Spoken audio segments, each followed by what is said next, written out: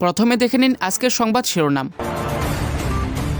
ভবিষ্যতে কোনো সভায় আপনি এই কথা বলবেন না, প্রকাশ্য মঞ্চে শুভেন্দুকে শাসন রাজ্য বিজেপির। দূষণ রোধে ব্যর্থ, জিএসটি তো কমান, ধমক দিয়ে বার্তা কোর্টের। গার্ডেন রিচে বস্তিতে আগুন, পড়ল একের পর এক ঝুপড়ি। সরকারি কর্মীদের সুখবর শোনাল রাজ্য, মন্ত্রিসভায় পাশ কমন ক্যাডার। মাথার দাম 1,10,00,000, ওড়িশায় এনকাউন্টার নিহত মাও শীর্ষ নেতা গণেশ। বিজেপি শাসিত ওড়িশায় ফের নিহত বাংলার পরিযায়ী শ্রমিক, বাংলায় কথা বলার কারণে কি খুন? 17 বছর পরে বাংলাদেশে তারেক, জুতো খুলে অনুভব করলেন দেশের মাটি। সমুদ্রের তলা থেকে K4 মিসাইল লঞ্চ, পারমাণবিক শক্তি দেখালো ভারত। 8 ঘন্টায় ইসলাম হাদি গণতন্ত্রের কথা, ভারসাম্যের ভাষণে তারেক বলেন আই হ্যাভ এ প্ল্যান। ভারতীয় সেনাবাহিনীতে বদলে গেল সোশ্যাল মিডিয়া ব্যবহারের নিয়ম, জানিয়ে দিল ইনস্টাগ্রাম, ইউটিউব ব্যবহারের শর্ত। 17 বছর পরে বাংলাদেশে তারেক, জুতো খুলে অনুভব করলেন দেশের মাটি। 17 বছর পরে বাংলাদেশে প্রত্যাবর্তন। বৃহস্পতিবার বেলা 12টা নাগাদ ঢাকা শাহজালাল আন্তর্জাতিক বিমানবন্দরে নেমে খালেদা জিয়ার পুত্র তারেক রহমান এগিয়ে যান সেখানে অবস্থিত একটি ফুলের বাগানের দিকে। বুট খুলে কিছুক্ষণ দাঁড়ান সেই বাগানে, হাতে তুলে নেন এক মুঠো মাটি। দীর্ঘ 6,314 দিন পরে তারেক অনুভব করলেন দেশের মাটি। বৃহস্পতিবার ঢাকায় পৌঁছে বাংলাদেশের অন্তর্বর্তী সরকারের প্রধান উপদেষ্টা মোহাম্মদ ইউনূসের সঙ্গে কথা বলেন এবং তাকে ধন্যবাদও জানান।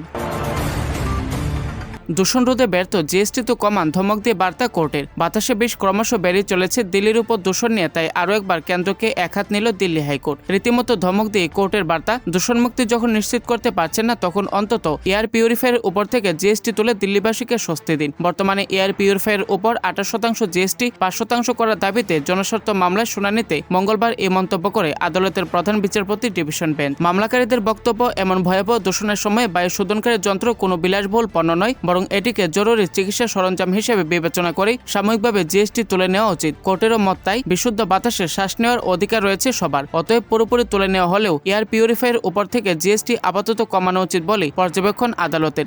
এমনকি কেন্দ্র যদি জিএসটি কমাতে না পারে, তাহলে কেন পারল না, সেই মর্মেও ব্যাখ্যা চেয়েছে বেঞ্চ। বছর শেষে সরকারি কর্মীদের জন্য সুখবর শোনালো রাজ্য, মন্ত্রিসভায় পাশ common cadre. Directorate common cadre তৈরির ছাড়পত্র দিল রাজ্য মন্ত্রিসভা। বিভিন্ন দপ্তরের অধীনে থাকা ডাইরেক্টরেটগুলিতে কর্মরতদের জন্য নিঃসন্দেহে বছর শেষে দারুণ খবর। এতদিন কমন ক্যাডার উইং বা সিসিডব্লিউ শুধু সেক্রেটারিয়েট ক্যাডারই ছিল। সিসিডব্লিউ এর অর্থ এসব কর্মীরা বিভিন্ন দপ্তরের মধ্যে ট্রান্সফার এবং পদোন্নতির সুযোগ পেয়ে থাকেন, ফলে সুযোগ সুবিধাও বেশি। পার্সোনাল অ্যান্ড অ্যাডমিনিস্ট্রেটিভ রিফর্মস, প্রশাসনিক ও কর্মীবর্গ দপ্তর থেকে বিভিন্ন ডিপার্টমেন্টে তাদের বদলি করা হয়। প্রমোশনের বিষয়ও সেখানে থেকেই থাকে। অন্যদিকে ডাইরেক্টরেট ও রিজিওনালের একজন যে ডিপার্টমেন্টে চাকরি পান, অনেক ক্ষেত্রেই দেখা যায় সেই ডিপার্টমেন্ট থেকেই অপশন নেন তিনি। যে ডাইরেক্টরেটে কাজে যোগ দিতেন, সেখান থেকেই খুব জোর একটি প্রমোশন পেতে পেতেই অবসর গ্রহণের সময় চলে আসতো। এবার থেকে আর তা হবে না। কমন ক্যাডার তৈরি করে প্রশাসনিক ও কর্মীবর্গ দপ্তর অধীনে আনার ফলে অন্যান্য ডাইরেক্টরেটও তাদের বদলির দরজা খুলবে বলে মনে করছেন আধিকারিক মহল। খুব সহজে বললে পদোন্নতির সুযোগ বাড়বে।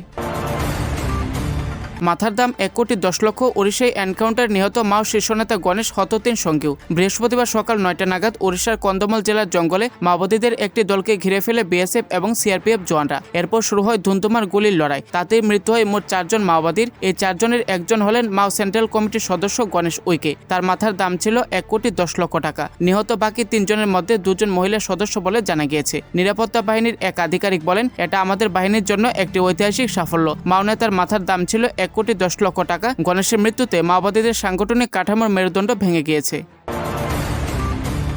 8 ঘন্টায় ইসলাম হাদি গণতন্ত্রের কথা, ভারসাম্যের ভাষণে তারেক বললেন আই হ্যাভ এ প্ল্যান। দেশের চূড়ান্ত কঠিন সময়ে 17 বছর নির্বাসন কাটিয়ে বড়দিনে দেশে ফিরলেন খালেদা পুত্র তারেক রহমান। আর দেশে ফিরেই প্রথম ভাষণে ভারসাম্য বজায় রাখলেন তিনি। বৃহস্পতিবার বিকেলে ঢাকার পূর্বাঞ্চলের 36 জুলাই এক্সপ্রেসওয়ের অনুষ্ঠান স্থলে 8 ঘন্টার ভাষণে তারেক রহমান একাধারে ওসমান হাদি, ইসলাম ধর্ম ও গণতান্ত্রিক বাংলাদেশ গড়ে তোলার কথা বললেন। বারবার জোর দিলেন নিরাপদ গণতান্ত্রিক পথে দেশ গঠনের পক্ষে। এই মুহূর্তে বাংলাদেশের সংখ্যালঘু নির্যাতনের পরিস্থিতি সম্পর্কে অবহিত তারেক বললেন, আমরা যে ধর্ম, শ্রেণী বা রাজনৈতিক দলের মানুষ হই না কেন, সকলে নিরাপত্তা নিশ্চিত করতে হবে, শান্তি শৃঙ্খলা ধরে রাখতে হবে, বিশৃঙ্খলা পরিত্যাগ করতে হবে। ভারসাম্যের ভাষণে তারেক বলেন আই হ্যাভ এ প্ল্যান।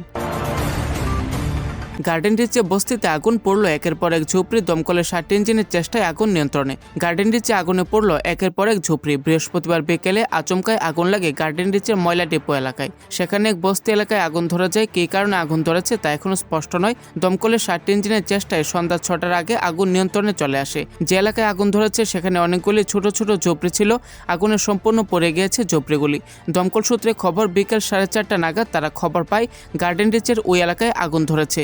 ওই খবরের পরে দমকলের ইঞ্জিন পাঠানো হয় ঘটনাস্থলে। দমকলের 60 ইঞ্জিনের চেষ্টায় আগুনকে আয়ত্তে আনা সম্ভব হয়। নতুন করে আগুন ছড়ানো আটকে দেন দমকল কর্মীরা। বিকেল 5:55 আগুন নিয়ন্ত্রণে চলে আসে। ভবিষ্যতে কোনো সভায় আপনি আর একথা বলবেন না, প্রকাশ্য মঞ্চে শুভেন্দুকে শাসন করলেন রাজ্য বিজেপির অভিভাবক শ্রমিক। শুভেন্দু অধিকারীকে রাজ্য বিজেপির সভাপতি শ্রমিক ভট্টাচার্য বৃহস্পতিবার স্পষ্ট ভাষায় বলেন, ভবিষ্যতের কোনো সভায় আপনি এই কথা বলবেন না। কিন্তু কোন কথা? নিজের ভাষণে শুভেন্দু ব্যাখ্যা করেছিলেন, আদি নেতারা ছাড়াও বিজেপিতে এই মুহূর্তে আরও কয়েকটি গোত্রের নেতাদের দেখা যায় যারা অন্য দল থেকে বিজেপিতে যোগ দিয়েছেন। শুভেন্দুর ব্যাখ্যায় একটি অংশ বিজেপিতে যোগ দিয়েছিলেন অন্য দল থেকে বিতাড়িত হয়ে বা সেখান থেকে কিছু না পেয়ে, আরেকটি অংশ বিজেপিতে যোগ দিয়েছিলেন অন্য দল স্বেচ্ছায় ছেড়ে। শুভেন্দু বলেন, আমি এই গোত্রে পড়ি। 5টা দপ্তর ছেড়ে 3টি সমবায় ব্যাংকের চেয়ারম্যান পদ ছেড়ে আমি বিজেপিতে যোগ দিয়েছিলাম। বিজেপিতে যোগ দেওয়ার জন্য তাকে রাজ্য এবং কেন্দ্রীয় নেতৃত্বের তরফ থেকে আমন্ত্রণ জানানো হয়েছিল বলেও জানান শুভেন্দু। শুভেন্দুর পরে বলতে ওঠেন শ্রমিক এবং কোনো দ্বিধা না করে নিজের ভাষণের প্রায় শুরুতেই অভিভাবক সুলভ ভঙ্গিতে শুভেন্দুকে শাসন করেন। রাজ্য বিজেপির সভাপতি স্পষ্টই বলেন, আমি শুভেন্দু অধিকারীর কাছে আবেদন করব, ভবিষ্যতের কোনো সভায় আপনি আর এই কথা বলবেন না, কারণ আপনি এখন বিজেপিতে সম্পৃক্ত হয়ে গিয়েছেন।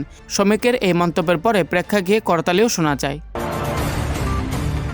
ভারতীয় সেনাবাহিনীতে বদলে গেল সোশ্যাল মিডিয়া ব্যবহারের নিয়ম।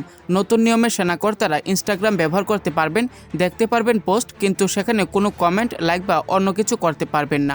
সংশোধিত নির্দেশিকায় সেনাকর্মীরা শুধুমাত্র তথ্য জানার জন্য ইনস্টাগ্রামে কন্টেন্ট দেখতে পারবেন, কিন্তু এই প্ল্যাটফর্মে পোস্ট, মন্তব্য শেয়ার, প্রতিক্রিয়া বা বার্তা পাঠানো এখন নিষিদ্ধ।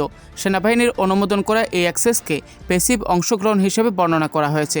বাহিনীর তরফে স্পষ্ট করে দেওয়া কন্টেন্ট দেখা বাদে অন্য কোনো ধরনের অংশগ্রহণের অনুমোদন নেই। নতুন নির্দেশিকায় নির্দিষ্টভাবে বলা হয়েছে, ইনস্টাগ্রামের মাধ্যমে বাহিনীর কর্মীরা নিজেদের ব্যক্তিগত কোনো তথ্য পোস্ট করতে পারবেন না। পাশাপাশি কোনো বিষয়ে প্রতিক্রিয়া জানানো সম্পূর্ণ নিষিদ্ধ থাকবে। পাশাপাশি সমাজ মাধ্যম থেকে পাওয়া গুরুত্বপূর্ণ তথ্য সরাসরি ঊর্ধ্বতন কর্তৃপক্ষকে জানাবেন ব্যবহারকারীরা। ইনস্টাগ্রামের পাশাপাশি ইউটিউব, এক্সের মতো অন্যান্য সমাজ মাধ্যম ব্যবহারের উপরও একই ধরনের নিষেধাজ্ঞা লাগু করা হয়েছে। বিজেপি শাসিত উড়িষ্যায় ফের নিহত বাংলার পরিযায়ী শ্রমিক। বাংলায় কথা বলার কারণে খুন, অভিযোগ শাসক তৃণমূলের। উড়িষ্যার সম্বলপুরে বুধবার রাতে এক পরিযায়ী শ্রমিককে বাংলাদেশি অনুপ্রবেশকারী সন্দেহে মারধর করে হত্যা করা হয়েছে বলে অভিযোগ। নিহতের নাম জুয়েল শেখ। তিনি মুর্শিদাবাদের একজন পরিযায়ী শ্রমিক ছিলেন। দিন কয়েক আগে সুতি 1 নম্বর ব্লকের জুয়েল সহ কয়েকজন যুবক রাজমিস্ত্রির কাজে সম্বলপুরে গিয়েছিলেন। বুধবার রাতে একটি চায়ের দোকানে বসে নিজেদের মধ্যে বাংলা ভাষায় কথা বলছিলেন জুয়েল, আরিক ও পলাশেরা। অভিযোগ, সেই সময় 5 জনের একটি দল সেখানে চওড়া হয় এবং তাদের বাংলাদেশি বলে গালিগালাজ শুরু করে। শ্রমিকেরা নিজেদের বৈধ পরিচয়পত্র দেখালেও দুষ্কৃতীরা কর্ণপাত করেনি বলে অভিযোগ। প্রাণভয়ে আরিক ও পলাশ পালিয়ে যেতে পারলেও জুয়েলকে ধরে ফেলে উন্মত্ত জনতা। তাকে রাস্তায় ফেলে বেধড়ক মারধর করা হয় বলে অভিযোগ। গোলমালের ঘটনায় পুলিশ ঘটনাস্থলে পৌঁছে তার মরদেহ উদ্ধার করে জেলা সদর হাসপাতালের মর্গে নিয়ে যান এবং আহতদের চিকিৎসার জন্য স্থানীয় হাসপাতালে হস্তান্তরিত করা হয়।